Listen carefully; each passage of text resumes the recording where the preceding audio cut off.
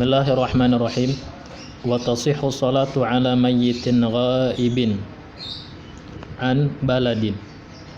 Sah mensolatkan atas mayit yang gaib, yang tidak berada dari negerinya. Bi an yakunal mayyitu bimahallin ba'idin anil baladi, dengan bahwa adalah mayit itu pada tempat yang jauh dari negeri. Bihaitsu la yunsabu ilaihi urban, sekira-kira tidak dihubung-hubungkan mayit ilaihi kepada negeri, urban pada umumnya.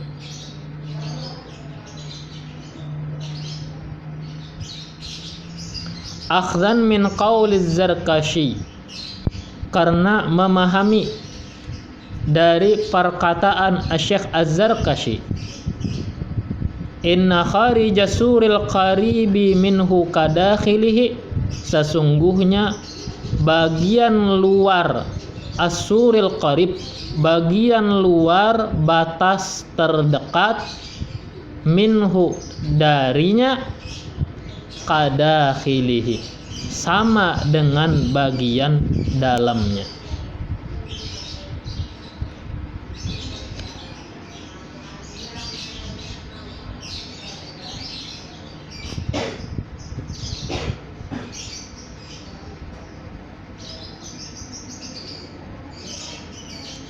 Nah, jadi maksud mayit yang gaib ini, sejauh mana gaibnya, yang penting mayit itu bukan dikatakan orang kita. Misal ada orang di mana, di Kampung Melayu, itu aja tah. Sini kan dalam pagar. Nah, apabila orang yang mati di Kampung Melayu itu bukan dikatakan orang dalam pagar, maka orang dalam pagar ini bisa aja sholat gaib. Sholat gaib bisa aja.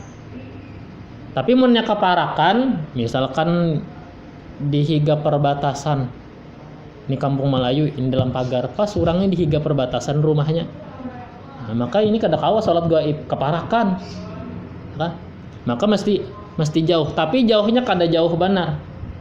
Yang penting jauhnya itu si mayit tadi bukan dikatakan orang kita. La ala ghaibin an majlisihi, tidak sah atas orang yang gaib dari majelis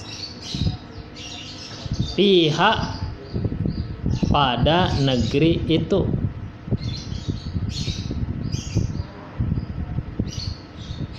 Nah, umpamanya satu daerah sama-sama dalam pagar, umpama dalam pagar luas, seikung di RT 1, seikung di RT 3, yang mati di RT 1 yang menyembahyangi di RT 3, maka kada kawa salat gaib. Kenapa? Karena masih sama-sama ngarannya orang dalam pagar.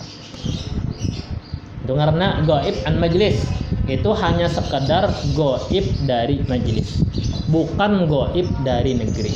Jadi yang boleh disumbahyangi itu mayit yang gaib, mayit yang sedang tidak berada pada negeri kita. Negeri kita umpama dalam pagar, mayit itu tidak ada di dalam pagar, adanya di bukan dalam pagar. Nah, itu namanya gaib. Nah, kalau yang gaib dari majelis itu kada kawa disumbahyangi. Contoh gaib dari majelis tadi, di RT 3 kadeda, tapi di RT 1 ada. Tapi masih sama-sama dalam pagar. Nah, itu bukan gaib yang dimaksud. Maka sembahyang gaib kada kawa di situ. Ada mayit di Banjarbaru hendak sholat gaib boleh. Atau di Sekumpul itu hendak sholat gaib di sini boleh. Asal diyakini aja mayit tadi sudah dimandikan. Kalau belum dimandikan kada kawa, karena syarat sah sembahyangnya harus badahulu mandi pada sumbah. Wa in kaburat, sekalipun besar ia negeri, na'am, tetapi lau ta'adzarul huduru laha binahwi habsin aw maradin, jikalau uzur al-huduru laha, jikalau uzur tidak bisa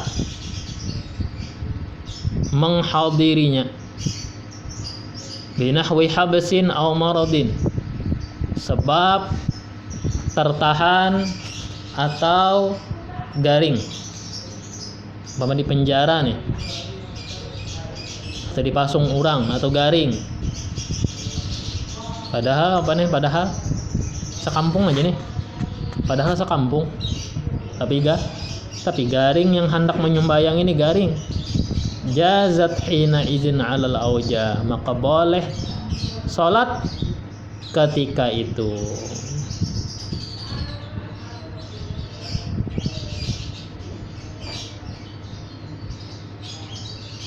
Jadi sekampung bisa aja sholat gaib, ya kan?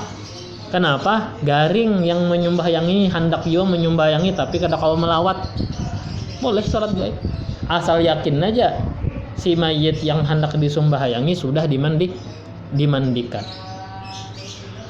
Wa tasihu ala hadirin madfunin, dan sah mensolatkan atas mayit yang hadir, maksudnya mayit yang berada, madfunin, namun sudah dikubur, yang sudah dikubur. Walau ba'da bilaihi, walaupun sesudah hancurnya mayit tadi lawas, sudah dikubur, hancur.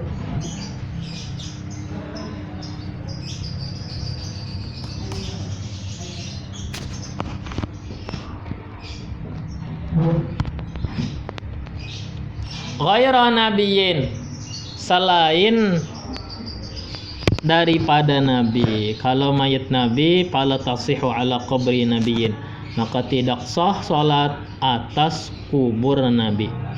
Li khabari syaikhaini, karena ada hadis riwayat Bukhari Muslim. Apa hadisnya tuh? Ujar Nabi, Allah Ta'ala mengutuk orang-orang Yahudi karena mereka menjadikan kubur-kubur nabi-nabi mereka sebagai tempat-tempat sembahyang. Jadi kadang-kala kita hendak menyembahyangin apa? Kubur Rasulullah ada kawa. Karena ada hadisnya. Min ahli fardhiha. Nah, jadi kada sembarangan lah yang orang menyembahyangi itu siapa? Oleh ahli, orang yang menyandang fardhiha, kewajiban sembahyang, waktu mautihi, saat kematiannya atau pada waktu kematiannya. Orang yang menyandang kewajiban.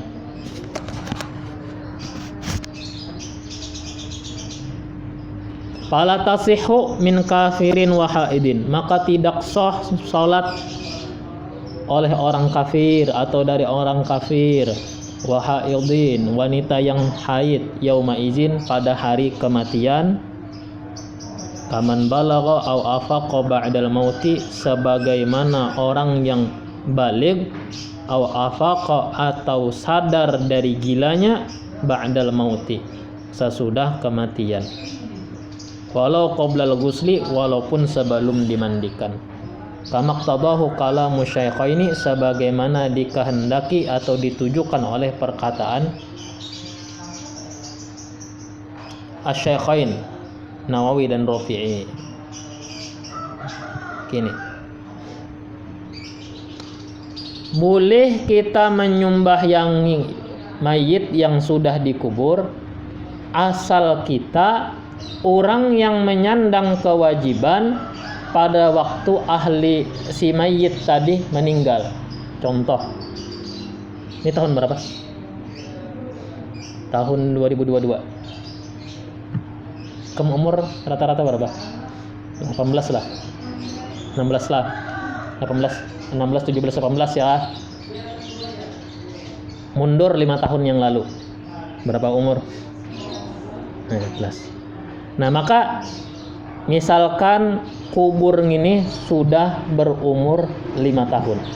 Misal, kubur ini berumur 5 tahun sudah. Maka mundur kita 5 tahun yang lalu.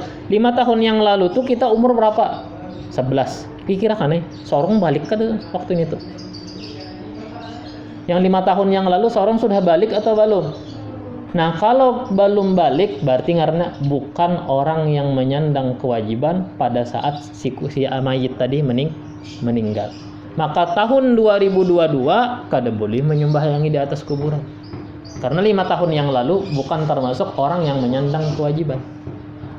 Tapi ada kuburan sebelahnya. Ini sudah 3 tahun berkubur ya.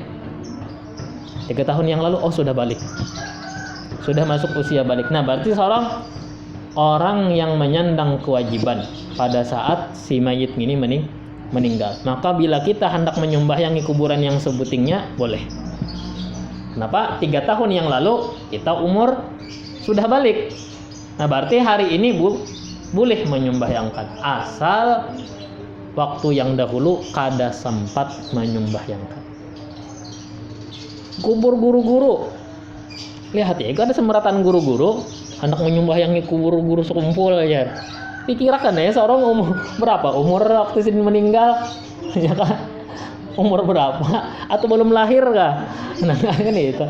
Apabila kita waktu itu bukan orang yang menyandang kewajiban, maka kita kada kawa menyembahyangkan.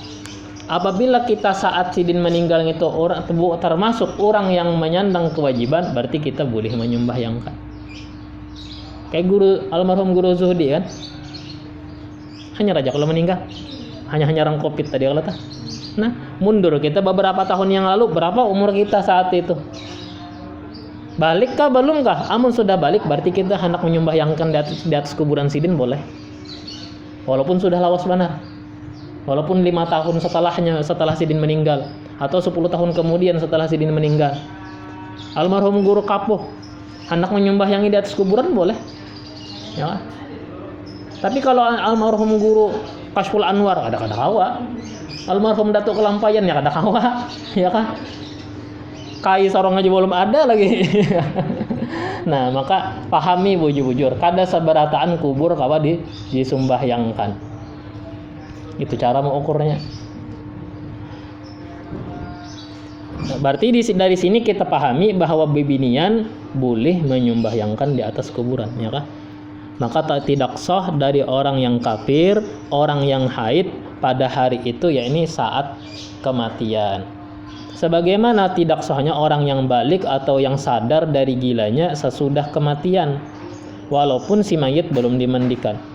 Habis wasaqatul fardu fiha bidzakarin, gugur oleh kewajiban fiha pada mensolatkan dengan perbuatan laki-laki. Jadi yang menggugurkan kewajiban itu adalah sembahyang yang dilakukan oleh laki-laki, bukan perempuan. Walaupun laki-lakinya sobiyan mumayyizan, walaupun anak kecil yang mumayyiz. Walau ma'a wujudi balighin, walaupun serta adanya orang dewasa. Wa in lam yahfazil Fatihata, walaupun anak kecil itu belum hafal Fatihah. Wala ghairaha, tidak pula selain Fatihah. Bal waqafa biqadriha, tapi dia berdiri seukuran Al-Fatihah. Walau ma'a wujudi man yahfazuha, walaupun disertai adanya orang yang hafal Fatihah, titik. Maka tetaplah sah salat yang dilakukan, tetaplah menggugurkan kewajiban salat yang dilakukan oleh anak kecil yang mumayyiz yang belum hafal Al-Fatihah. Bapak kenapa yang nyoba baca tadi ya berana ya ulun ya kan boleh aja. Namun orang kada hafal Fatihah, dan di Fatihah adalah surah yang lain 7 ayat tidak kurang daripada Al-Fatihah. Kalau tidak hafal daripada surah lain Al-Fatihah 7 ayat itu, boleh dengan zikir-zikir yang jumlah hurufnya kada kurang daripada huruf Al-Fatihah. Kalau kada hafal juga zikir-zikir itu kada bisa hafalan juga, berana ya lagi. Berana berdiam aja ya kan, asal jangan pependeran aja berdiam, maka berdiam seukuran Al-Fatihah itu sah aja. Nah, itu sudah menggugurkan kewajiban fardu kifayah. La bi unsa, tidak gugur dengan perempuan, dengan perbuatan perempuan. Ma'a wujudihi, disertai adanya laki-laki. Mun lakiannya ada, binian hendak sembahyang jenazah, sah aja pengsembahyangnya, cuma kada menggugurakan kewajiban. Paham enggak? Ada bebinian, ada bini daripada jenazah ulah nak menyembahyangkan kalau kahayar. Lalu hanyar dimandikan dikapankan, sekanya bininya langsung menyembahyangkan. Sah aja sembahyangnya. Cumanya kada menggugurakan kewajiban. Artinya fardu kifayah itu masih ada. Maka mesti ada satu laki-laki yang harus sembahyang untuk menggugurkan fardu kifayah dari orang sekampungan. Apabila kada, maka berdosa atau langsung dikubur, maka wajib tetap wajib disumbahyangkan sekalipun kena di atas kuburan.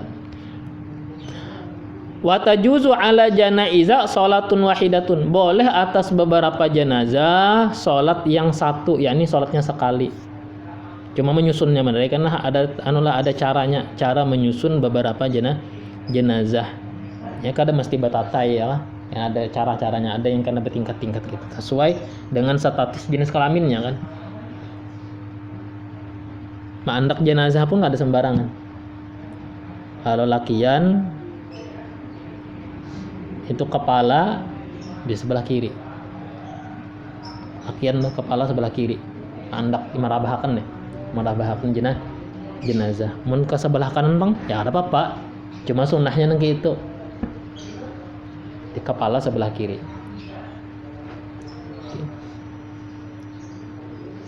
Kita berdiri pun parak kepalanya menyembahyangkannya. Kalau babinian, kepala di sebelah kanan. Kita berdiri menyembahyangkannya di bujur pinggulnya. Maksudnya bersejajaran lawan pinggulnya, gitu.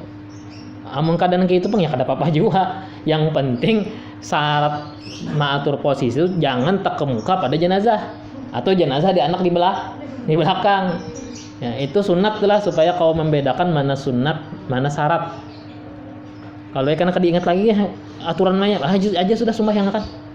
Di manakah yang penting jenazahnya di muka ya kan? Kada ingat susunannya, kepalanya pang apa ya? Kanan ke kiri kah? Barang aja sudah kediingatan. Ada juga guru tuh di antasan itu. Ingatakan mandak parang aja di mana ya lakian tuh yang parang kanan ke kiri kah?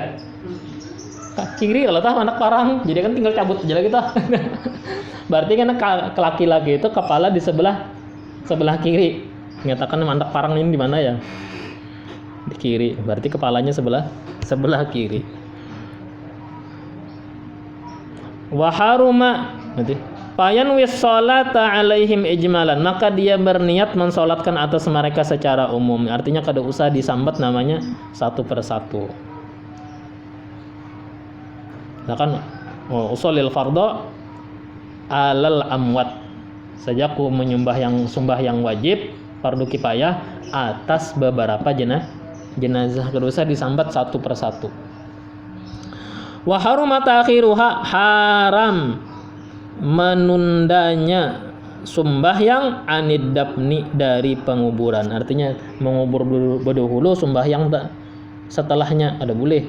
Bal yasqutul fardu, namun gugur kewajiban itu bi sholati 'alal qabri, dengan salat di atas kuburan.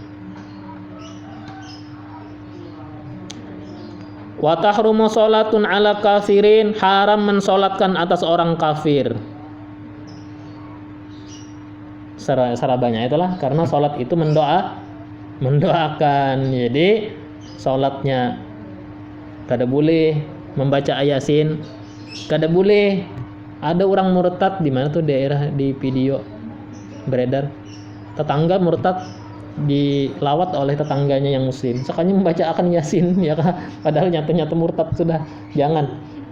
Jadi sembahyangnya kada boleh, membaca yasin kada boleh, bahkan mudahan husnul khotimah napa nih? Mudahan husnul khotimah mati kafir itu ya kan. Kada usah. Bahkan menyebut almarhum kada usah. Almarhum itu artinya orang yang dirahmati. Nah, jadi orang kafir itu dosa disambut almarhum. Sambat ngaran aja sudah.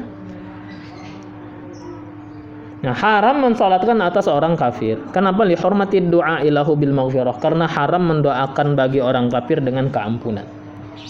Qala ta'ala, Allah Ta'ala berfirman, wala tusalli ala ahadim minhum mata abada. Jangan kau salatkan atas salah seorang daripada mereka yang mati selama-lamanya. Artinya selama-lamanya sampai hari kiamat jangan sekali-kali lagi hendak menyembahyangkan orang yang kafir.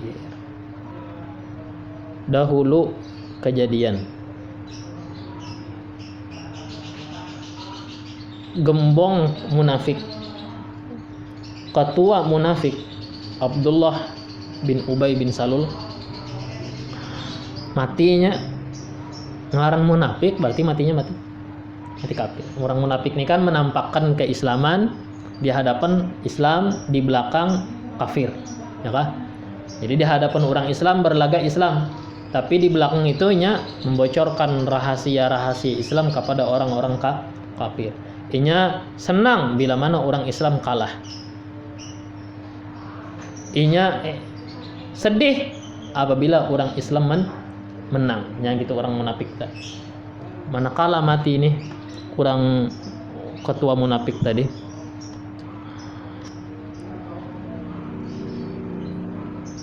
Nabi ini dipintai anaknya. Dipintain apa? Dipintai gamis Rasulullah. Ngaran Rasulullah dipintai, Rasulullah kada pernah menolak orang yang meminta. Bari sidin gamis sidin tadi gasan apa ya gamisnya? Gasan kapan? Gasan kapan abahnya yang mati. Banyak pulangnya anak ini meminta Rasulullah mensumbahyangkan. Nah, menyumbahyangkan ya Allah. Lalu Rasulullah menyumbahyangkan. Ujar Rasulullah, sesungguhnya Allah Ta'ala memberikan pilihan kepadaku. Silahkan pintakan ampun untuk mereka, atau silahkan tidak engkau pintakan ampun untuk mereka. Jika engkau pintakan ampun untuk mereka 70 marrah, 70 kali, maka tetap tidak akan diampuni bagi mereka. Andainya Nabi memintakan ampun sampai 70 kali istighfar nih, tetap kada diampuni. Lalu ujar Nabi bi inisiatifnya, mun kitu ku tambahi lebih daripada 70, karena Allah Ta'ala menyebutkan 70, aku lebihi pada 70. Lalu ada yang menyahut, ya Rasulullah, munafik Rasulullah ya. Orang ini munafik. Artinya apa? Di hadapan kita berlagak Islam, di belakang sebenarnya kafir. Nabi tahu ya pada munafik. Sembahyangkan Nabi yang si Abdullah bin Ubay bin Salul tadi. Lalu turun ayat ini, wala tusalli ala man mata minhum abada. Jangan ujar Tuhan, jangan lagi lah limbah ini, jangan lagi menyembahyangnya atas satupun daripada mereka yang mati selama-lamanya. Artinya sampai hari kiamat janganlah hendak lagi menyembahyangkan orang yang mati kafir.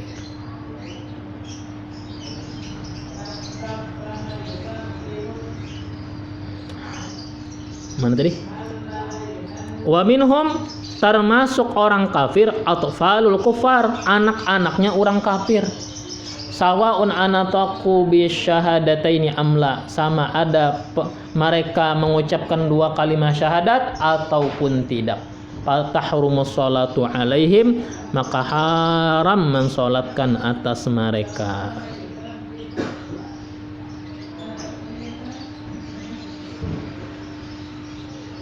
Sekalipun ada pendapat yang mengatakan anak-anaknya orang kafir yang pernah mengucapkan 2 kalimat syahadat itu dimasukkan ke dalam surga. Namun perlakuan di dunia tetap diperlakukan macam orang kafir. Artinya kada kawa disumbahyangi, kada kawa dikubur di pekuburan orang Islam. Walaupun di akhirat Allah masukkan anak orang kafir yang mengucapkan 2 kalimat syahadat tadi, Allah masukkan ke dalam surga. Limbahnya itu nya mati lagi ke anak nih. tapi pernah mengucapkan 2 kalimat syahadat, walaupun di surga kita ikut pendapat anak orang kafir tadi masuk surga, tapi perlakuan di dunia tetap. Artinya jenazahnya diperlakukan kayak abahnya juga. Ya kah? Kada kawa disumbahyang kan, kada kawa dikubur di pekuburan orang Islam. Nah, berarti kada bau warisan ya kala, kada bau warisan. Wala ala syahidin, Allah Subhanahu wa taala.